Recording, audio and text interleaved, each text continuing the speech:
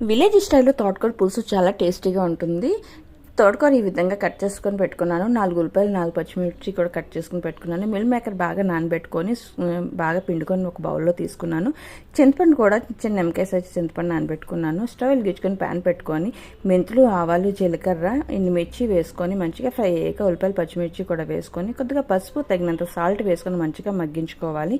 బాగా మగ్గిపోయాక ఈ మిల్ మేకర్ని వేసుకొని మంచిగా బ్రౌన్ కలర్ వచ్చేదాకా మంచిగా ఫ్రై చేసుకోవాలి. ఆ తర్వాత తోటకూర కూడా వేసుకొని మంచిగా మిక్స్ చేసుకొని ఒక 10 నిమిషాలు మూత పెట్టుకోవాలి. మూత పెట్టుకుంటే ఈ విధంగా మగ్గిపోతుంది. ఆ తర్వాత ఒక స్పూన్ అల్లం వెల్లిపాయ పేస్ట్, ధనియాల పొడి, జీలకర్ర పొడి కూడా వేసుకొని మంచిగా మిక్స్ చేసుకొని తగినంత కారం కూడా వేసుకొని మంచిగా మిక్స్ చేసుకోవాలి. ఆ తర్వాత ఈ చింతపండు గుజ్జు వేసుకొని మంచిగా మిక్స్ చేసుకొని టేస్ట్కి సరిపడా కొద్దిగా పంచదార వేసుకున్నాను. బాగుంటుంది టేస్ట్. ఇంకా మూత పెట్టుకుంటే ఇలాగా మంచిగా ఉడికిపోతుంది. పైనుంచి కొత్తిమీర వేసుకుంటే టేస్టీ తోటకూర పులుసు రెడీ.